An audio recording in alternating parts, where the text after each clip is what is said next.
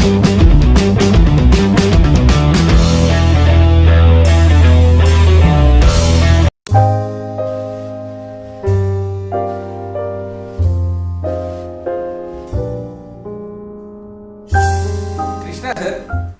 यात्रा करने वाले करदाताओं के साथ में इनकम टैक्स भी उनके साथ जाएगा, ये कैसे? अर्जुना, ये बड़ा इंपॉर्टेंट सवाल आज तुमने उठाया है कि फॉरेन टूर पे जो जाएगा, विदेश प्रवास जो करेगा, उसके साथ में अब इनकम टैक्स वाला भी जाएगा, ये कैसे? तो यूनियन बजट 2020 के अंदर एक नया टैक्स कलेक्शन एट सोर्स का प्रोविजन प्रपोज हुआ है। सेक्शन 206C(1)(g) के अंदर ये प्रोविजन आया है। और वो क्या है? इसके 3 प्रमुख बातें हैं। पहले तो ये टैक्स कलेक्शन एट सोर्स है, जो फॉरेन टूर ऑपरेटर कलेक्ट करेगा, जो फॉरेन ट्रैवल कर रहा है उससे। कितना कलेक्ट करेगा? ये कलेक्ट करेगा 5%, अगर वो फॉरेन ट्रैवलर के पास में पैन नंबर और आधार कार्ड है तो। और अगर ये नहीं है तो 10% का अमाउंट वो कलेक्ट करेगा। अब इसके अंदर फॉरेन टूर का मतलब क्या हुआ? फॉरेन टूर का मतलब हुआ कि भारत देश के बाहर कोई भी विदेश में हम जाते हैं तो उस टूर को फॉरेन टूर माना जाएगा। और इस अमाउंट में क्या क्या आएगा? इस अमाउंट के अंदर आने जाने का खर्चा, फ्लाइट का हो या शिप का हो या और भी कोई हो, रहने का खर्चा, खाने पीने का खर्चा, रहने का खर्चा और भी इसके संबंधित खर्चे, ये फॉरेन टूर के खर्चों में आएगा। 1 अप्रैल 2020 से आगे ये लागू होगा। तो इसका मतलब क्या हुआ कि 1 अप्रैल 2020 से आगे जो भी भारतीय व्यक्ति विदेश यात्रा करेगा तो उसको इनकम टैक्स प्रोविजन भी ध्यान में रखने पड़ेंगे। मतलब क्या हुआ कि अब उसके साथ साथ इनकम टैक्स वाला भी फॉरेन टूर करने वाला है और ध्यान देने वाला है कि किधर खर्चा हो रहा है। Krishna sir, foreign tour operator ये विदेशी यात्रा करने वाले करदाताओं से टीसीएस कब कलेक्ट करेगा? अर्जुना, ये बड़ा इंपॉर्टेंट सवाल है कि फॉरेन टूर ऑपरेटर ये टीसीएस कब कलेक्ट करेगा फॉरेन ट्रैवलर से? तो जब ये फॉरेन ट्रैवल्स के लिए कोई बुकिंग के लिए आएगा और उससे जो वो खर्चे का अमाउंट लेगा, चाहे वो 1 रुपया हो, 10,000 रुपया हो, 1 लाख रुपया हो या 10 लाख, मतलब कोई लिमिट है ही नहीं। जितना भी पैसा वो फॉरेन टूर के लिए लेगा उसके ऊपर उसको टीसीएस काटना है और ये टीसीएस कलेक्ट करना है। और टीसीएस कलेक्ट करते वक्त उसको ध्यान देना है कि इसमें लॉजिंग, बोर्डिंग, ट्रैवलिंग सारे खर्चे मिक्स होकर आ जाए। और अगर कोई टीडीएस काट रहा होगा तो उसके ऊपर ये प्रोविजन एप्लीकेबल नहीं होगी। स्टेट और सेंट्रल गवर्नमेंट वाला कोई फॉरेन ट्रैवल वाला होगा तो उसके ऊपर ये प्रोविजन एप्लीकेबल नहीं होगी।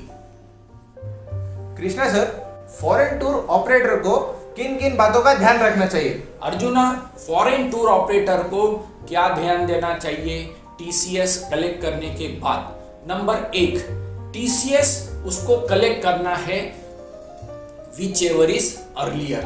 मतलब क्या हुआ कि फॉरेन बुकिंग करनी है मई के अंदर, पर अप्रैल में पैसा लाके दिया एडवांस बुकिंग, तो उसी वक्त टीसीएस कलेक्ट करना है। या फिर मई के अंदर ही पूरी बुकिंग हुई और उसी टाइम उसने पैसा लाके दिया, तो जब उसने बुकिंग करी, जब लेजर में बुक्स में एंट्री करी, तब उसे टीसीएस कलेक्ट करना है। ये जो टीसीएस कलेक्ट होगा ये 7 तारीख तक भरना है अगले महीने के। और फॉरेन टूर ट्रैवलर्स जो भी रहेंगे उनका पूरा डिटेल्स लेकर एक रिटर्न जाएगा 3 महीने का, जो क्वार्टर एंड होने के बाद में 15 तारीख तक उसे भरना है। तो बड़ी जिम्मेदारी है फॉरेन टूर ऑपरेटर के ऊपर 1 अप्रैल 2020 से आगे। कृष्णा सर, विदेश जाने वाले यात्रियों को अब से क्या क्या ध्यान रखना पड़ेगा? अर्जुना, फॉरेन जाने वाले विदेशी प्रवासियों को क्या ध्यान में रखना पड़ेगा? इन लोगों को अब 1 अप्रैल 2020 से आगे अपना pan number foreign tour operator को देना जरूरी है, जिसके वजह से 5% या 10% अगर पैन नंबर नहीं है तो वो निकाला जाएगा। दूसरा, अगर वो फैमिली के साथ में जा रहा है, मान लो पति पत्नी और बच्चे जा रहे हैं, तो अब बच्चों का तो पैन नंबर नहीं है और पूरा खर्चा अब पति के अकाउंट में जा रहा है, तो वो पति का यानी ABCD अगर 4 जन जा रहे हैं तो A का पैन नंबर अगर देते हैं, जैसे सिंगापुर का टूर है 50,000 रुपए प्रति व्यक्ति खर्चा है, तो 2 लाख रुपए हुए और ये 2 लाख रुपए A व्यक्ति खर्चा कर रहा है, तो वो A का ही पैन नंबर जाएगा, फिर उसके ऊपर TCS कलेक्ट होगा और ये जो TCS कलेक्ट होगा उसके पैन नंबर देने के कारण उसके 26 AS में रिफ्लेक्ट होगा। तो 26 AS में रिफ्लेक्ट होने के कारण ये 2 लाख का खर्चा उसे बताना पड़ेगा कि कहाँ से किया है और चेक से किया है, कैश से किया है, ये इंडिविजुअल एक्सपेंस है या ये बिजनेस एक्सपेंडिचर है। अब बिजनेस एक्सपेंडिचर वालों को जरा ध्यान देना पड़ेगा कि मान लो जैसे कोई कंपनी है, कंपनी के एम्प्लॉइज फॉरेन टूर को जा रहे हैं, तो उस कंपनी को खुद का पैन नंबर देना चाहिए, जिससे वो 26 AS में उनके नाम से TCS कलेक्ट होगा। फॉरेन टूर के ऊपर 2 डायरेक्टर या 2 एम्प्लॉय जा रहे हैं, वो अलग होंगे, पर पैन नंबर ये कंपनी का जाएगा। तो ये personal expenditure tour and business expenditure tour, ये दोनों चीजें पहले से ही ध्यान में रखनी पड़ेगी और इस हिसाब से ये फॉरेन टूर ट्रैवलर को अपना आगे का प्लानिंग करना पड़ेगा फॉरेन टूर का। कृष्णा सर, अब ये विदेश यात्रा पर TCS कलेक्ट करने का क्या प्रभाव पड़ेगा? अर्जुना, इस TCS का फॉरेन टूर के ऊपर क्या इंपैक्ट होगा, ये बड़ा इंटरेस्टिंग है। कई व्यक्ति थे जो इंडिया के बाहर घूमने जाते थे पर वो खर्चा बताते नहीं थे, कई बिजनेस एक्सपेंडिचर करते थे तो वो प्रॉपरली शो ऑफ करते थे। अब 1 अप्रैल 2020 से आगे ये जो भी खर्चा है पूरे अमाउंट पे TCS कट होगा, TCS कलेक्ट होगा। अब कैश में भी खर्चा 10,000 के ऊपर अलाउड नहीं है अगर ये बिजनेस एक्सपेंडिचर है तो।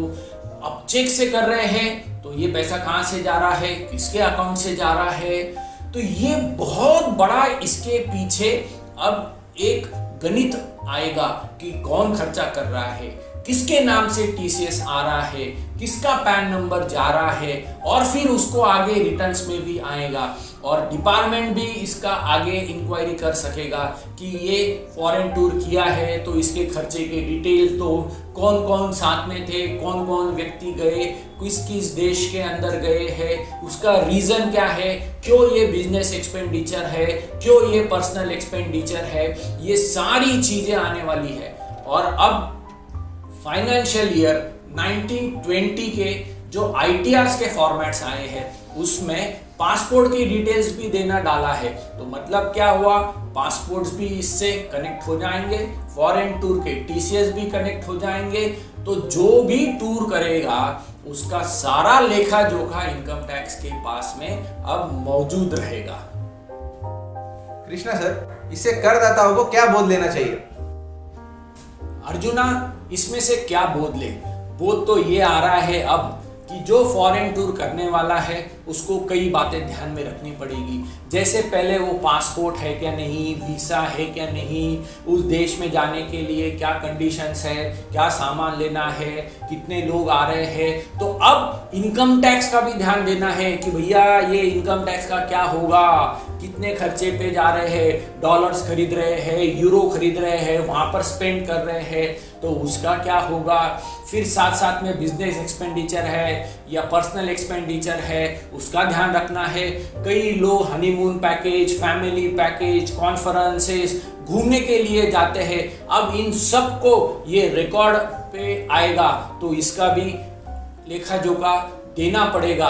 तो इसका मतलब यही हुआ कि फॉरेन टूर ऑपरेटर को भी TCS काटना जरूरी है। अगर वो TCS नहीं काटेगा, नहीं कलेक्ट करेगा तो उसे पेनल्टी लगेगी, क्योंकि ये दोनों तरफ से काम करेगा। फॉरेन टूर ऑपरेटर पे भी जिम्मेदारी है और फॉरेन ट्रैवलर के ऊपर भी जिम्मेदारी है। और जैसे ही ये 26 AS में रिफ्लेक्ट हो जाएगा तो इसको आगे एक्सप्लेनेशन भी देना पड़ेगा। तो इसका मतलब ये हुआ, अब जो भी विदेश जाएगा उसको साथ में इनकम टैक्स के भी सारे प्रोविजंस का ध्यान रखते हुए जाना पड़ेगा। देखते रहिए कर नीति यूट्यूब चैनल और आपके सुझाव कमेंट जरूर भेजिए। Thank you.